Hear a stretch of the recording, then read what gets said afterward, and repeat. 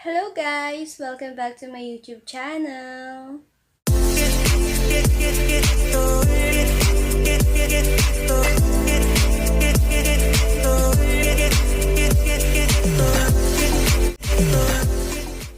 So, ayun na nga. Sana hindi kayo nababother dito sa hairstyle ko because para siyang emo-emo. Kasi nga, nahiya ako sa inyo. Ang dami ko kasing pimples guys, sa mga pimple marks, kaya rin pa nga sila. Kaya ganyan muna yung hair natin, pagtiisan nyo muna ngayon. Dahil, kung alam nyo, nasira yung phone ko. And,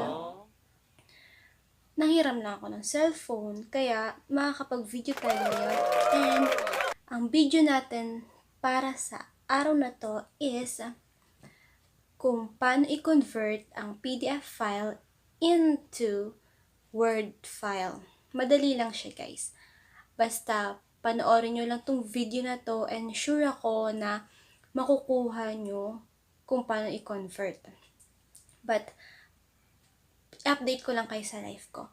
Ayun na nga, nag-start na yung klase.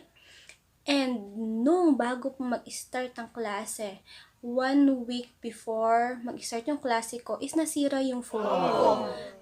Nakakasad siya guys dahil lahat ng files ko, lahat ng mga inipon ko na certificates, mga pictures, videos, and even my intro and my outro, nandoon siya guys.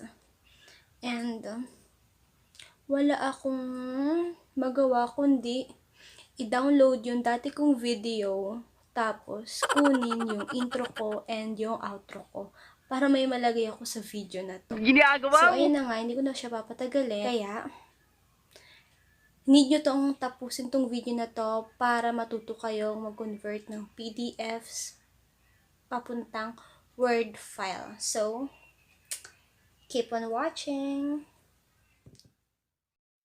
Okay, bubukas muna tayo ng file na naka-PDF. Okay, yan. Kung nakikita nyo, PDF siya sa gilid. Ayan.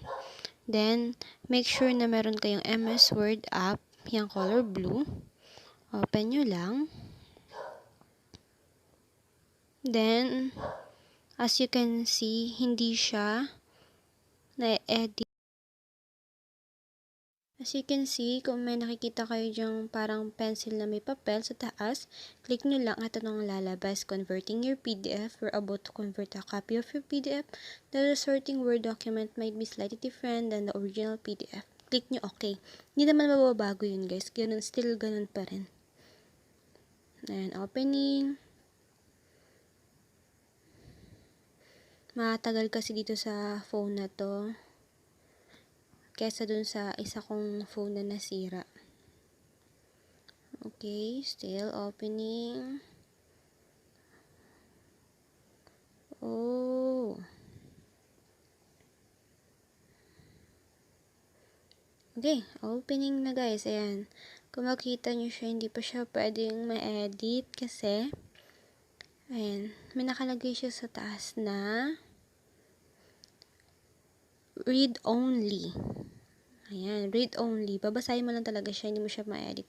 So, ang gagawin natin is isi-save as natin siya as a new document para may edit natin. Bahala na kayo kung saan nyo gustong ilagay na location. Ayan, kahit saan nyo lagay.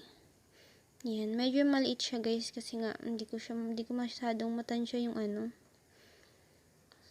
Nanibago ako. Ayan, saving na. Okay, ayan. Ready to edit na siya. Ayan, ayan o. Nasira na. Ayan. Example ko lang siya guys. Yan na file na yan. Last year ko yan na file. Naka-PDF siya, kaya yan ang example ko. Ayan, makikita nyo siya. Ayan. May edit nyo na yung naka-text box. So, i-delete natin tong my portfolio. Okay.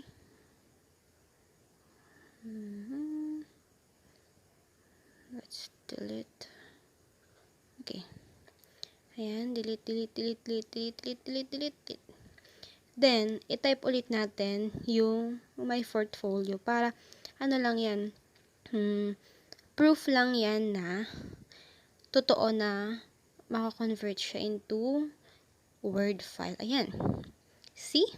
Ganyan lang guys kadali ang pag-convert ng PDF into Word file.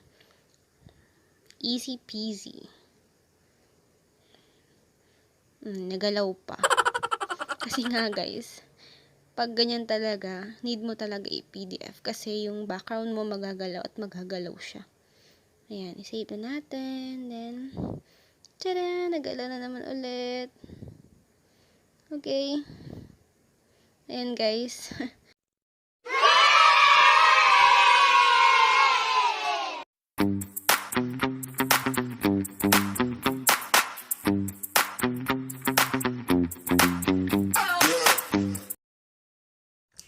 So, ano guys, nakuha nyo na ba kung paano i-convert ang PDF into Word file? Nakatawa talaga ako dito sa style ng buhok ko. Hindi ko malaman kung okay lang yan guys. Ganyan naman talaga yung mga mga buhok natin dati, mga imo-imo, ganyan. Sana nakuha nyo kung paano mag-convert ng PDF into Word file dahil super duper duper makakatulong to sa inyong mga pag-aaral. Kapag may mga requirements kayo na need na naka-PDF siya o naka-Word. And stay tuned kayo guys sa susunod kong videos na ituturo ko sa inyo kung paano mag-download sa Google Classroom. Kasi minsan ang iba hindi mo makita diba? Kasi ang ibang mga files sa Google Classroom is naka-PDF and ang iba naman naka-Google Docs. So, ituturo ko rin sa inyo pero bago yung video na yon, may tuturo ko sa inyo na super na magugustuhan nyo dahil marami kayong matututunan doon. And kailangan nyo din to sa studies nyo, especially kung gagawa kayo ng mga reports nyo, video recordings, ganyan. So guys, kung nagustuhan nyo tong video na to, give this a like, share, subscribe, and click the notification bell para maging updated kayo sa mga susunod ko pang mga videos. Yun na nga, stay safe and God bless everyone. Bye! See you for my next video.